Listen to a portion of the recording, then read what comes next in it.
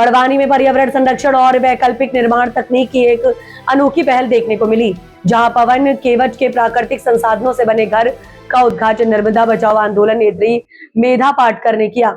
इस मौके पर उन्होंने पर्यावरण अनुकूल निर्माण पद्धतियों को अपनाने का संदेश दिया। आज रविवार दोपहर 3 बजे मिली जानकारी के मुताबिक बड़वानी के कुकरा राजघाट पुनर्वसाहट क्षेत्र में पवन केवट द्वारा वैकल्पिक तकनीक से निर्मित घर का रविवार को उद्घाटन किया गया। इस अवसर पर मेधा सहित कई ग्रामीण सामाजिक कार्यकर्ता और पर्यावरण प्रेमी मौजूद रहे। आपको बता दें कि ये घर मिट्टी, बांस, पत्थर और चूने जैसे प्राकृतिक और स्थानीय संसाधनों से तैयार किया गया है। वर्तमान समय में तेजी से बढ़ते निर्माण कार्यों में रेत और सीमेंट के अत्यधिक उपयोग के कारण पारंपरिक निर्माण तकनीकें धीरे धीरे समाप्त हो रही हैं। इससे नदियों, जल स्रोतों और पर्यावरण पर सकारात्मक प्रभाव पड़ रहा है। इसी को ध्यान में रखते हुए इस घर का निर्माण वैकल्पिक और टिकाऊ तकनीक से किया गया है। पवन केवट जो नर्मदा बचाओ आंदोलन से जुड़े हैं और नाविक समाज से आते हैं, उनके इस घर के निर्माण में आर्किटेक्ट अनूप रंगोले और दीक्षा बहन ने मार्गदर्शन दिया, जबकि तितली बहन ने सहयोग प्रदान किया। प्रकृति प्रेमी कलाकार संजय भोसले ने इस घर को प्रकृति, नदी और बिरसा मुंडा की प्रेरणादायक चित्रकारी से सजाया है, जिससे ये घर आकर्षण का केंद्र बन गया है। आज हम राजघाट के यानी कुकरा गांव के सरदार सरोवर विस्थापितों के पुनर्वसाहट में नर्मदा किनारे खड़े हैं। इस पुनर्वसाहट के साथ 83 पुनर्वसाहटें मध्य प्रदेश में बनी है, लेकिन इस वसाहट में पवन केवट, जिसकी आज शादी भी शुरू हो रही है, लेकिन ये एक ऐसा नाविक रहा है कि जिसने जब डूब आई बड़ी 2019 में, तब राजघाट के बहुत से लोगों को, उनके सामानों को बचाया था। आज भी वो केवट ही है, पर अपने परिवार में कुछ अकेला है और बाकी सब परिवार के जन उसके साथ है। उसका ये जो घर बनाया है, ये अनूप रंगोले, जिसने केरल में लॉरी बेकर की टेक्नोलॉजी का अभ्यास किया और अनुभव किया है, आज भी महाराष्ट्र के बुल्ढाना जिले से लेकर अलग अलग जगह पर उसके घर बन रहे हैं। ये घर की विशेषता है वैकल्पिक तकनीक।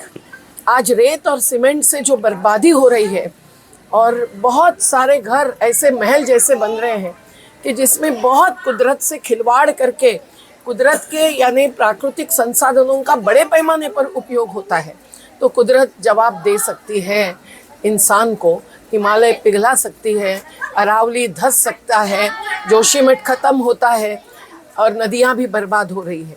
आज जो नर्मदा की हालत है वो भी हमको देखना ज़रूरी है। तो आज पवन केवट का ये घर, दीक्षा बहन जो गोवा की एक वयस्क आर्किटेक्ट है, उसने भी बहुत वैकल्पिक विकास पर काम किया है।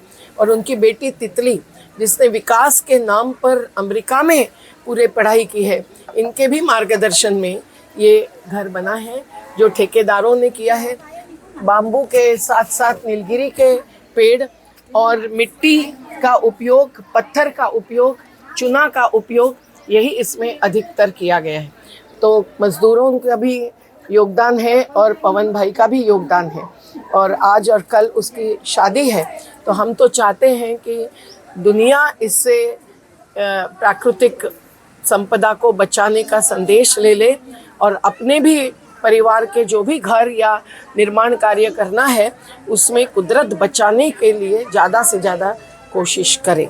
आज ये जो रंगीन काम किया है, ये संजय भोसले नाम के खेतिया में रहने वाले एक ग्रामीण कलाकार ने किया है, जो भी प्रकृति को बहुत मानता है। और उसने धरती आबा यानी बिरसा मुंडा को यहाँ चितारा है, नदी को चितारा है, पंखी है, पशु है, केवटों की नाव चल रही है, जंगल है। ये सब हमारे जीवन का आधार है। अगर कोरोना काल में लोग मर गए हैं तो वो इसीलिए मृत्यु अधिकाधिक हो रहे हैं क्योंकि ऑक्सीजन केवल पेड़ ही देते हैं और उनकी कमी हो गई है। तो आज हम लोगों को ये बचाना ज़रूरी है। जो आदिवासियों ने हमको सिखाया, धरती आबा ने प्रकृति धर्म सिखाया, वो और मानव धर्म, ये दोनों को जोड़कर हम लोग जिएंगे तो ही हम लोग कुदरत को बचाकर मानवता को भी बचाएंगे।